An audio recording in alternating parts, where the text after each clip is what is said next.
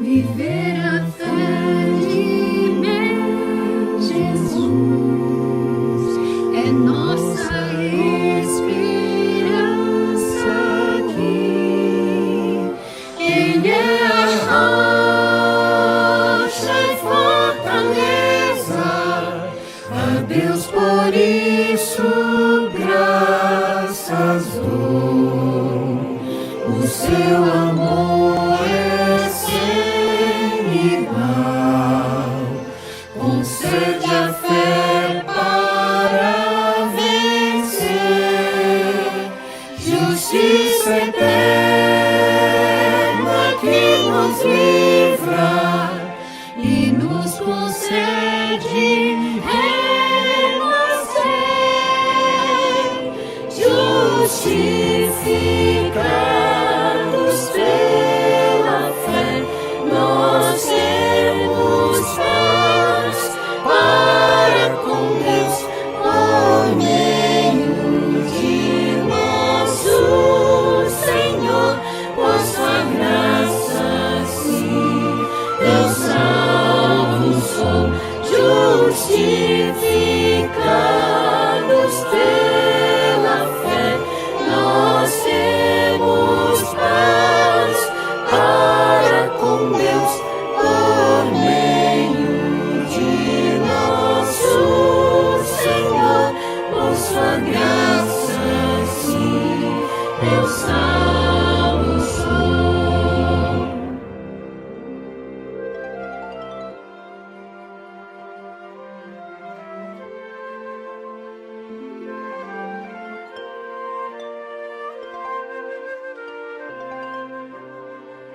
Viver a vida de Jesus é a promessa que Ele fez. Ele é a rocha e fortaleza, a Deus por isso graças dou. O seu amor é concede a fé para vencer, justiça eterna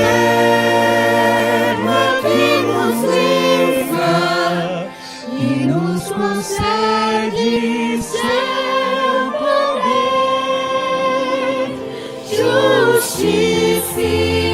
justificados pela fé, nós temos paz para com Deus por meio de nosso Senhor, por sua graça sim, eu salvo sou, justificados pela fé, nós temos paz para com Deus por meio de nosso Senhor, por sua graça sim, eu salvo sou.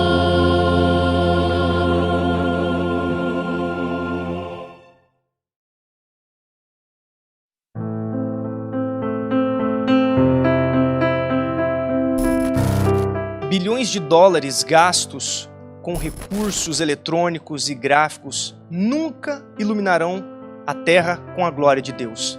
O que nós precisamos, o que nós mais necessitamos é de ouvir esta mensagem, de entender esta mensagem e de viver esta mensagem pela graça do Senhor Jesus Cristo.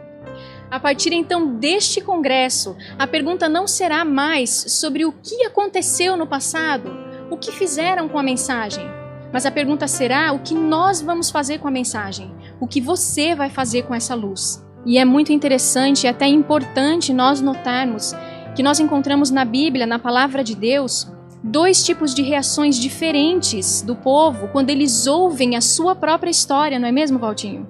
Exatamente. No livro de Atos, no capítulo 2, no discurso de Pedro, Pedro está falando a respeito de uma história de rejeição, uma história de morte em que a nação de Israel havia matado o Messias.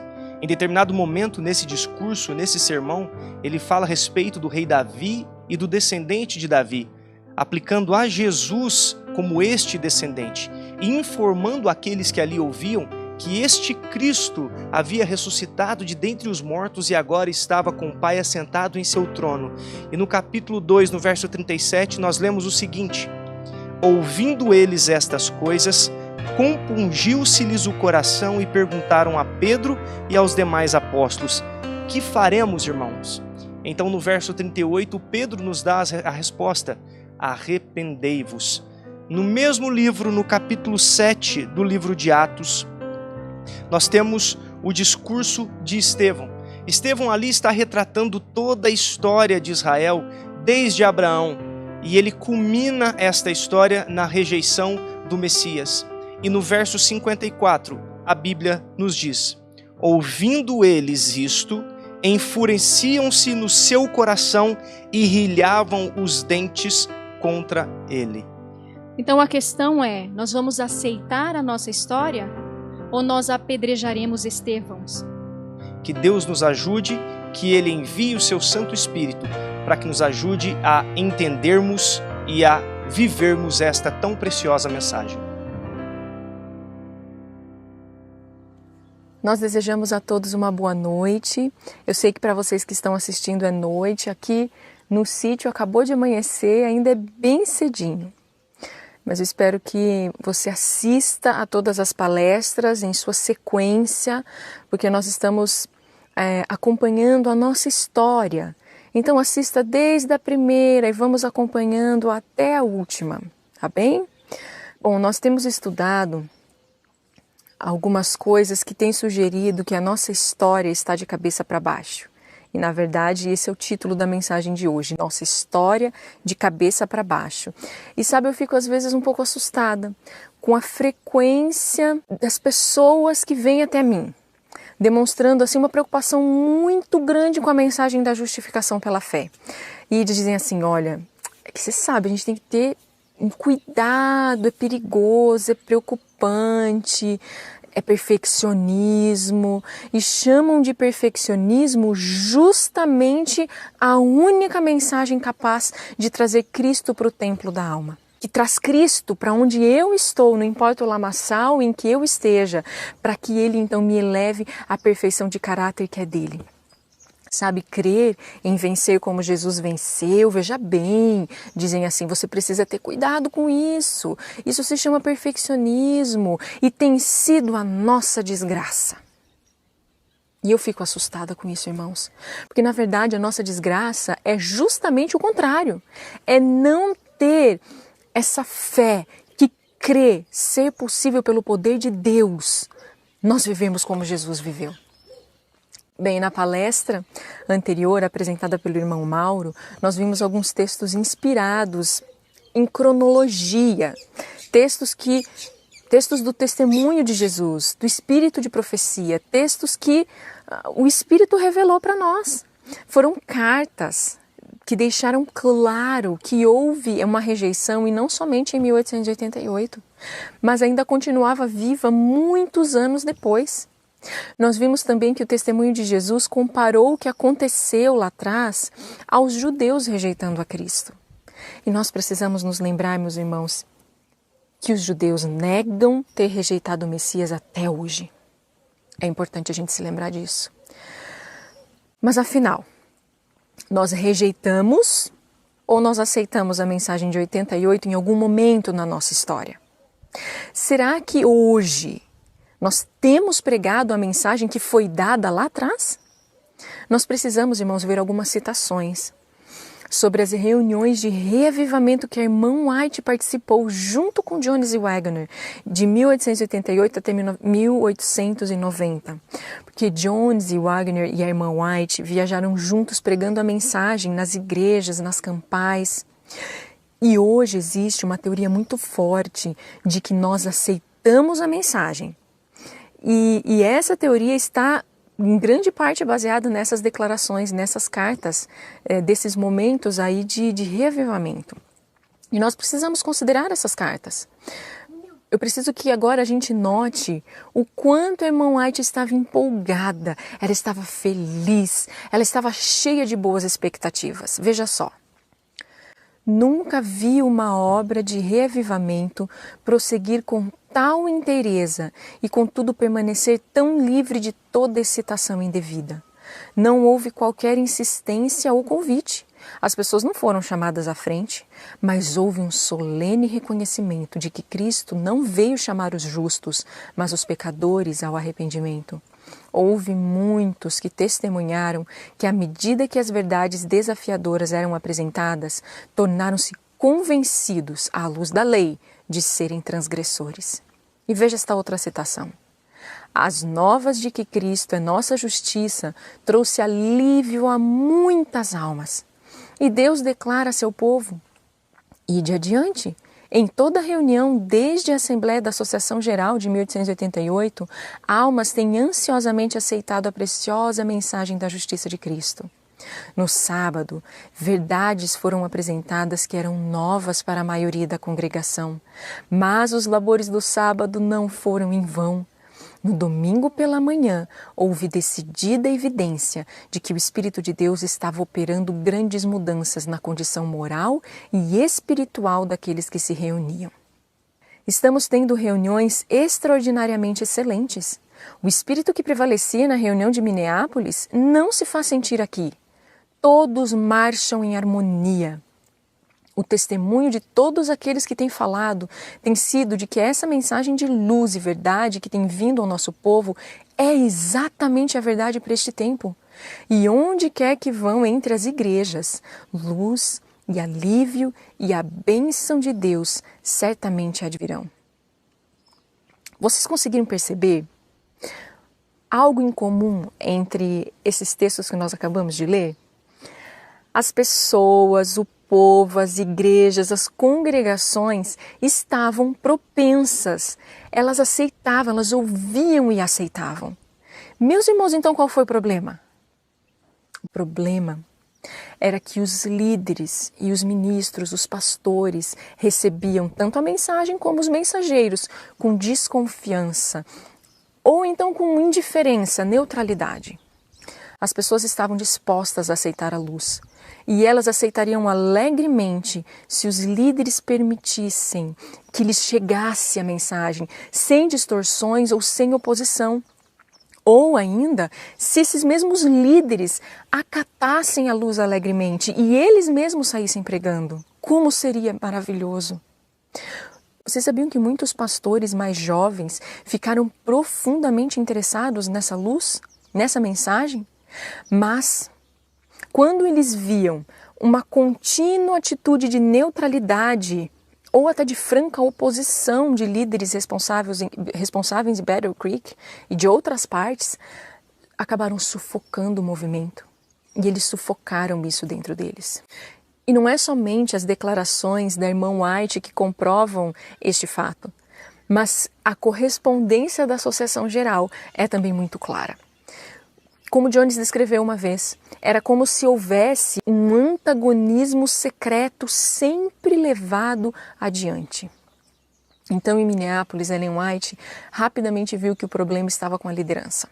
Ela ansiosamente apelou aos delegados para não ficarem olhando para os homens mais experientes, para então verem o que eles fariam com a luz. Bom, eu vou olhar para esse líder, para esse teólogo, para esse pastor. Se ele aceitar, então também aceito. Mas se ele rejeitar, eu também vou rejeitar. E ela insistiu, não façam isso. Veja só. Apelo-vos a que façais de Deus a vossa confiança. Não idolatreis homens, não dependais de homem algum. Não deixeis que vosso amor de homens os mantenha em posições de confiança para as quais estão desqualificados. Necessitais de maior luz e mais clara compreensão da verdade que levais ao povo. Se vós próprios não virdes a luz, fechareis a porta, se puderdes, e impedireis que os raios de luz alcancem o povo. Que não seja dito desse povo tão favorecido, eles próprios não entram e não deixam entrar os outros que querem. Todas essas lições foram dadas para benefício daqueles sobre os quais os fins dos tempos são chegados. Nesta reunião, a oposição em lugar de investigação é a ordem do dia. A ninguém deve ser dada a permissão de fechar o canal pelo qual a luz da verdade deverá vir ao povo. Então, logo isso seja tentado, o Espírito de Deus será extinguido. Agora, nossa reunião está chegando ao fim e nenhuma confissão se fez. Não houve qualquer abertura que permitisse o Espírito de Deus entrar. Ora, eu estava dizendo, de que serve nos reunirmos e nossos irmãos ministros virem se estão aqui somente para impedir que o Espírito de Deus alcance o povo? Vocês conseguiram captar qual era o verdadeiro mecanismo da rejeição? Conquanto seja verdade que Jones e Waggoner eles tiveram permissão de falar em algumas reuniões campais, tiveram permissão de publicar artigos, e também é verdade que a mensagem deles era bem acolhida entre o povo, pelos leigos, mas também a rejeição da liderança constantemente contrariava os seus melhores esforços. Nós temos a análise de Ellen White sobre o que aconteceu. Olha só. Os próprios homens que deveriam estar vigilantes para enxergar aquilo que o povo de Deus precisa, a fim de que o caminho do Senhor possa ser preparado, estão interceptando a luz que Deus desejaria que viesse a seu povo, e estão rejeitando a mensagem de sua graça curadora. Alguns de nossos irmãos da liderança têm frequentemente tomado posições do lado errado. E se Deus mandasse uma mensagem e esperasse por esses irmãos mais velhos, irmãos os líderes, para abrir caminho ao progresso da mesma, ela nunca chegaria ao povo. A repreensão do Senhor estará sobre aqueles que pretendem ser guardiões da doutrina, que impedem o caminho, a fim de que luz maior não venha ao povo. E se não houvessem vozes entre os homens para proclamá-la, as próprias pedras clamariam. É a frieza de coração, a incredulidade dos que deveriam ter fé que mantém as igrejas na debilidade. E bem nesse tempo em que essas cartas foram escritas, tanto Jones quanto Waggoner eram persona não grata para os líderes em Battle Creek. Nós vamos ver em uma palestra posterior que o próprio editor da Review and Herald era o opositor mais influente. E Ellen White declarou que o próprio novo presidente da Associação Geral, abre aspas, agiu como Arão em relação aos homens que têm sido opostos à obra de Deus desde a Assembleia de Minneapolis. O presidente da Associação Geral foi diretamente contrário às advertências e admoestações a ele dadas em relação aos acontecimentos posteriores a 1888. É claro que os irmãos oponentes achavam o seguinte: a mensagem não vai ser bem recebida pelo povo. Porque nós próprios, sendo líderes, sendo autoridade da igreja, nós não a recebemos. O povo não vai receber. Mas quando os relatórios chegaram contando sobre a aceitação do povo e os maravilhosos resultados da pregação desse inspirado trio, Jones, Waggoner e Ellen White, eles ficaram muito contrariados. Irmãos, isso é doloroso. É doloroso ver que a irmã White escreveu que a aprovação do Espírito Santo à obra do trio inspirado só fazia deixar os líderes mais desconfortáveis ainda.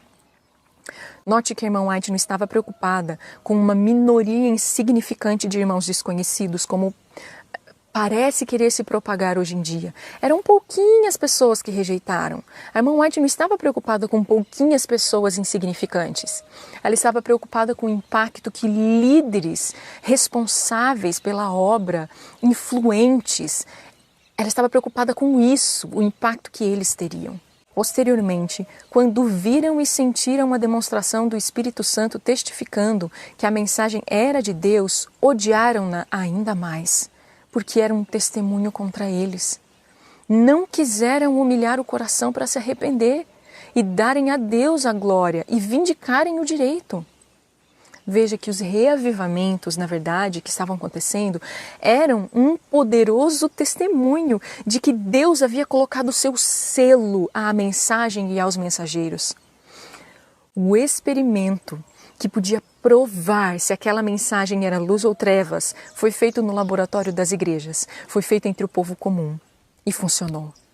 Nunca tinham visto tais manifestações da glória celestial, acompanhando qualquer mensagem ou movimento desde o clamor da meia-noite em 1844. Agora, conquanto tenha havido um determinado esforço para tornar de nenhum efeito a mensagem que Deus enviou, os seus frutos têm demonstrado que derivava da fonte de luz e verdade. Os que têm permanecido a impedir o caminho contra toda a evidência não podem ser vistos como possuidores de grande visão espiritual, visto terem por tanto tempo fechado os olhos à luz que Deus enviou a seu povo.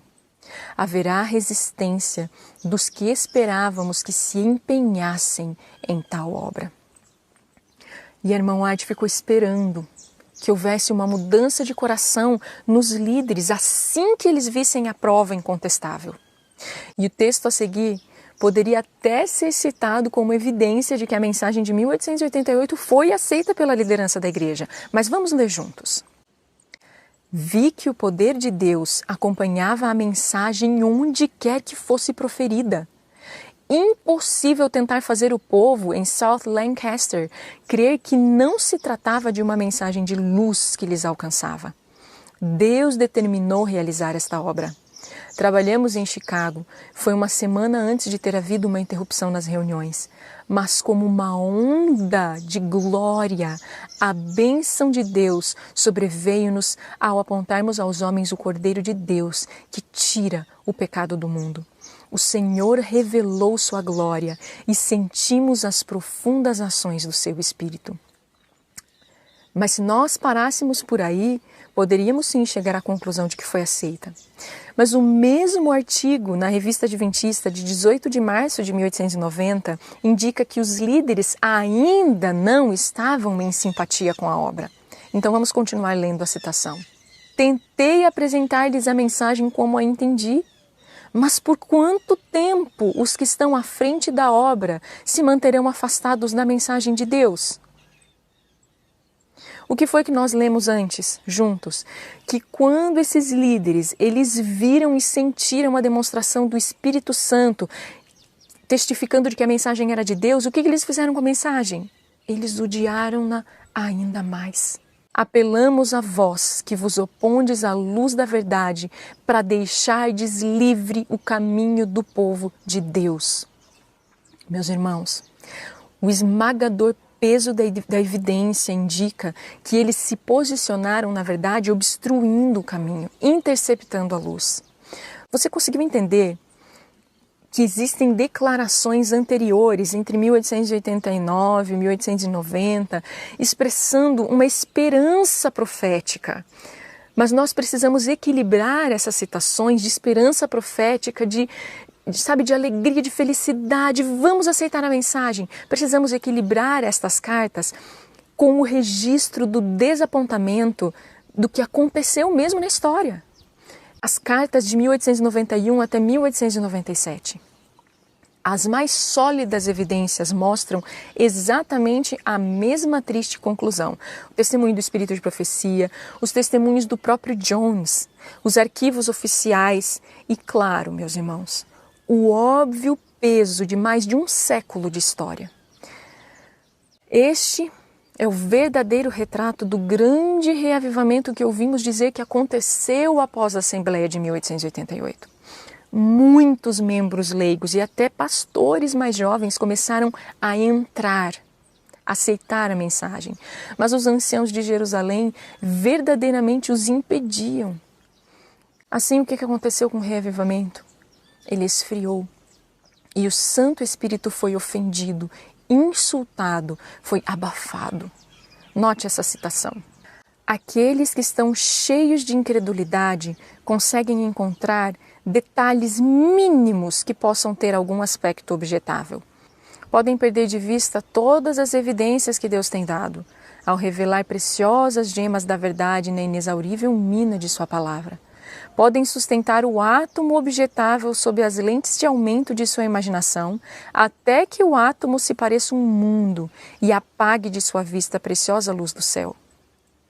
Por que levarem tamanha consideração aquilo que pode parecer-vos objetável no mensageiro, Jones e Waggoner, e descartar todas as evidências que Deus tem dado para equilibrar a mente com respeito à verdade?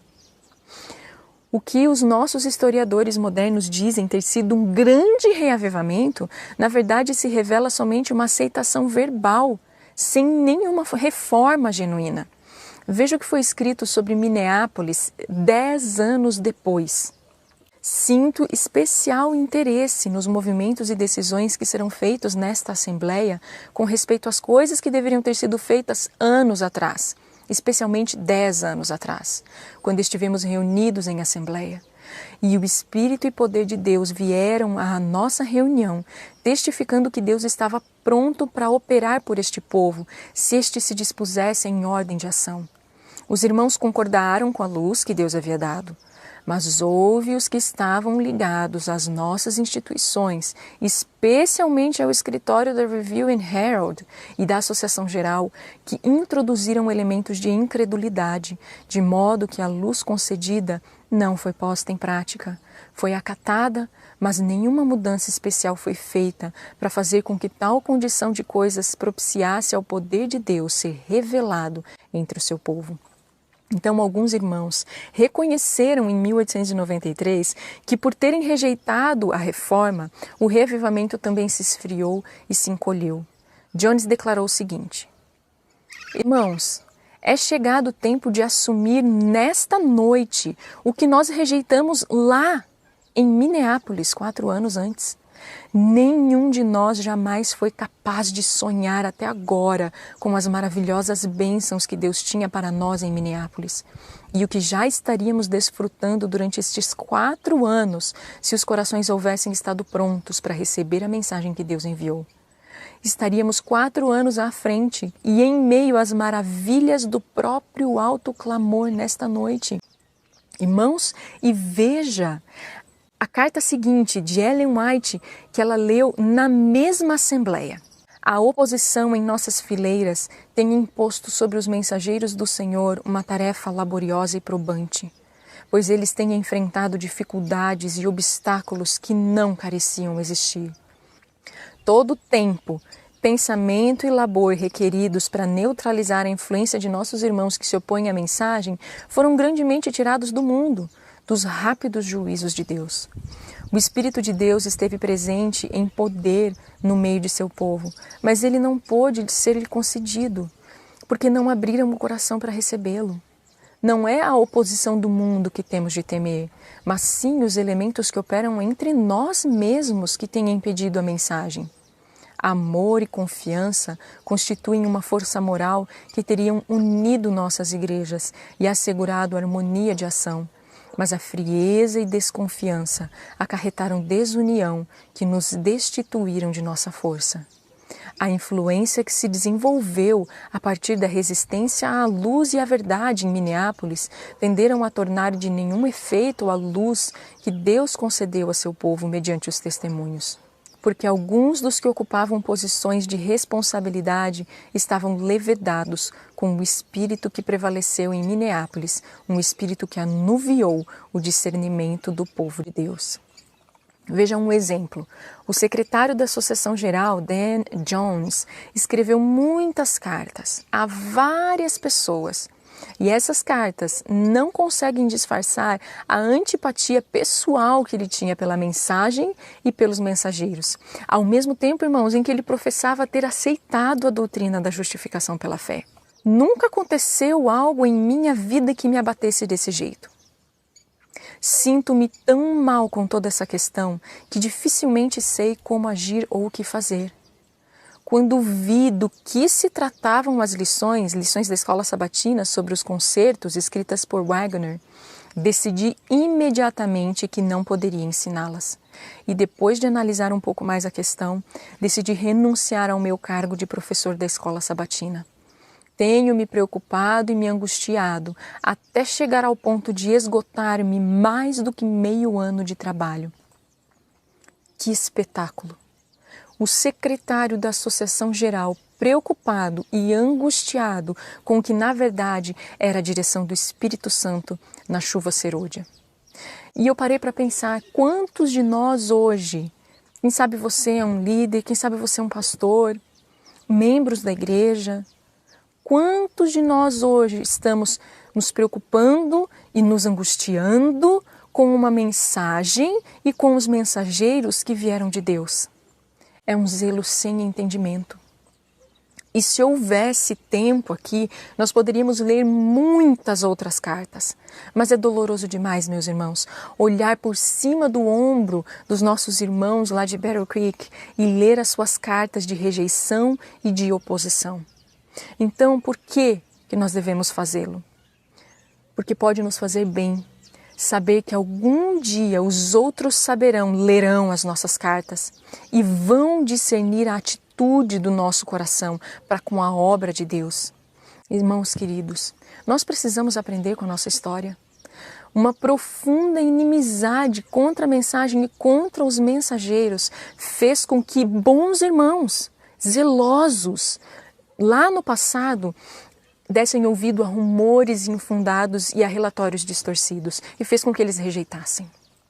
E assim como os judeus, que rejeitaram a Cristo com base na lógica, em bons argumentos, os nossos líderes no passado rejeitaram a mensagem de Deus. Porque os judeus eles pensaram que tinham muitas evidências bíblicas que tornava impossível Jesus ser o verdadeiro Messias. Por acaso houve algum profeta vindo da Galileia? Algum dos líderes em Jerusalém acreditava nele? E claro, a personalidade de Jesus também irritava muito. Note como a história se repete. Mesmos argumentos muitas vezes, a mesma coisa acontece. E é tarde demais para esses nossos irmãos de um século atrás cavarem fundo o suficiente o coração para se arrependerem de rejeitar o derramamento mais significativo do Espírito Santo desde o Pentecostes. Graças a Deus, irmãos, ainda não é tarde demais para mim e para você. Nós temos andado pelo mesmo caminho que eles andaram. Irmãos, essa terrível constatação deveria levar o remanescente, eu e você, a cair sobre os joelhos do arrependimento dos séculos. Porque o remanescente, irmãos, é honesto de coração. Isso tudo que aconteceu não significa que a guerra foi perdida. Longe disso. Somente uma batalha foi perdida. Mas um exército que perde uma batalha, meus irmãos, é obrigatório que a gente tente descobrir por que a derrota teve lugar. Um exército inteligente e sábio vai estudar cada detalhe da história. Cada detalhe, não importa, são coisas feias, são coisas... Não importa. Quem é inteligente e sábio vai querer estudar cada detalhe para nunca mais cometer os mesmos erros. Mas Satanás tem uma mente muito hábil para reivindicar a sua vitória antes que ela seja completa. E nós costumamos dizer de forma oficial que lá em 1888 Satanás foi derrotado. E que os poucos que rejeitaram a mensagem, na verdade reconheceram o erro, nós abraçamos a verdade de forma plena. E o que Satanás fez a respeito disso que tem sido pregado? Sabe o que ele fez? Ele permite que a gente saia por aí proclamando a nossa vitória. Ele aceita de bom grado que nós falemos dele como derrotado. E ele até finge jazer prostrado aos nossos pés. Mas, se nos levantarmos para contar a verdade à igreja, então os planos enganosos de Satanás vão deixar de funcionar. Ele é o maior beneficiado em que não abordemos estes assuntos, não abordemos a nossa história, porque aí nós permanecemos em engano, cometendo os mesmos erros, até que seja tarde demais para sempre. Portanto, o desejo dele é que não conheçamos a verdade a respeito da nossa história de 1888. Mas se não podemos ler o passado corretamente, não seremos capazes de interpretar nem o presente e muito menos o futuro de modo correto, à medida que as coisas forem se desenrolando diante dos nossos olhos. Sabe, meus irmãos, essas verdades, tem muita gente que diz assim, Carol, mas isso tudo é muito sombrio e desanimador. Meus irmãos, eu não acho que seja. Se nós amamos aquele que é a própria verdade, isso não vai ser desanimador para nós. Quem odeia a verdade e não quer nem ouvir a verdade é o inimigo de Deus. Reconhecer e amar a verdade é o único modo de nos aproximarmos de Deus, que é a própria verdade. Meus irmãos, é sim verdade que a nossa história é um claro chamado ao arrependimento. E nós devemos nos lembrar que o chamado ao arrependimento não é uma coisa má. É sempre positivo e restaurador. Sabe, irmãos, nós sabemos que os que retratam a nossa história de 1888 como uma gloriosa vitória são pessoas muito sinceras. Desejam preservar a imagem da igreja.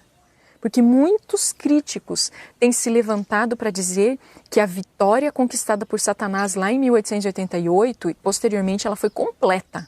De modo que a igreja agora está numa situação que não tem mais jeito, não há mais o que fazer. E isso não é verdade. Mas essas falsas ideias criam raízes e vão florescendo na mente de muitas, no coração de muitas pessoas. Mas nós precisamos nos lembrar que Israel nunca se torna Babilônia. Mas Israel passa por períodos de cativeiro. O Senhor, na verdade, sempre traz novamente para dentro de suas próprias fronteiras, abatida e arrependida.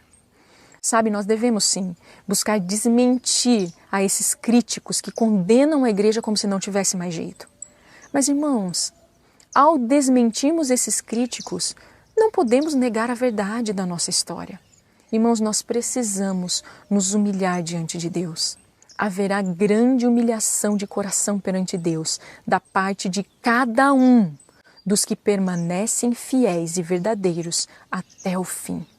Note que nessa experiência não existe nenhuma evidência de que Deus descartou sua igreja. Pedro, quando se lançou ao chão no Getsêmani ao descobrir quem ele realmente era, ele desejou morrer. E só então ele foi convertido.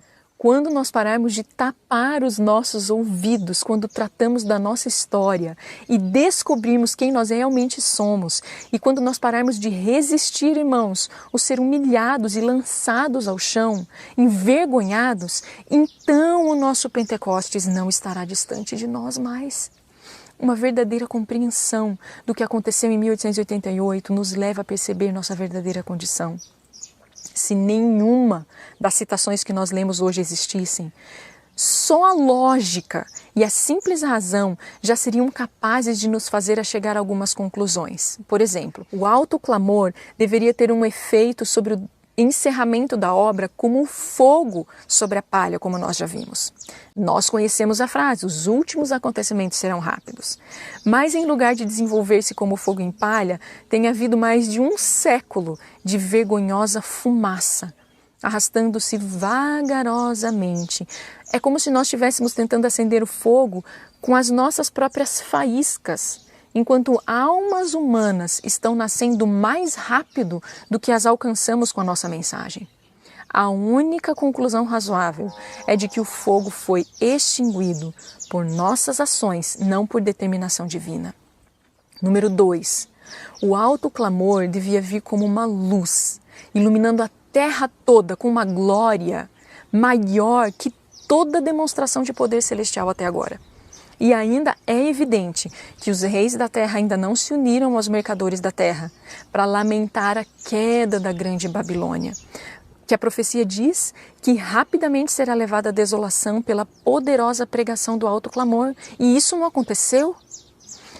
Mas a luz da poderosa mensagem do quarto anjo começou a brilhar de forma impressionante em 1888. O que aconteceu? A única conclusão razoável é que a luz foi apagada por nossa culpa, por instrumentalidades humanas. Ponto 3. Quando a mensagem da justificação pela fé de 1888, o verdadeiro começo da chuva serôdia, for aceita, então será visto na igreja remanescente um reavivamento da santidade primitiva até aqui desconhecida. O inimigo de Deus e do homem não quer que esta verdade seja claramente apresentada, pois sabe que se o povo a aceitar plenamente, seu poder será quebrado. E a única conclusão possível para esse cenário é que a mensagem da justiça de Cristo não foi verdadeiramente recebida. Portanto, não tem sido proclamada, e o poder do inimigo ainda não foi quebrado. Conclusão número 4. A mensagem de 1888 veio da parte de Deus de forma especial e a oposição persistente da parte dos líderes a essa mensagem, tanto no passado quanto no presente, significa derrota espiritual para o movimento do Advento. Mas não precisamos perder a guerra. Porém, nós precisaremos reconhecer nesta geração toda a verdade dos fatos e só então será possível retificar plenamente o trágico erro. Mas as boas novas, meus amigos e meus irmãos queridos, é que isso pode ser feito e o Deus vivo e poderoso está esperando para nos ajudar nisso. E eu quero orar com vocês. Querido e grandioso Senhor, nós queremos louvar o Teu nome, porque ainda há chance para cada um de nós. Nós agradecemos, Pai, porque o Senhor tão misericordiosamente tem enviado novamente essa mensagem nos nossos dias, no nosso tempo, e nós vamos poder ver o grande agir do Teu Santo Espírito sobre nós e sobre a Tua Igreja. Mas, Pai, concede-nos olhos que vejam, concede-nos o verdadeiro arrependimento, para que possamos ser restaurados, que possamos, Senhor, deixar de andar nos maus caminhos. Por favor, Senhor, nós imploramos estas bênçãos, imploramos o Teu Santo Espírito sobre a Tua Igreja mais uma vez. Em nome de Jesus. Amém.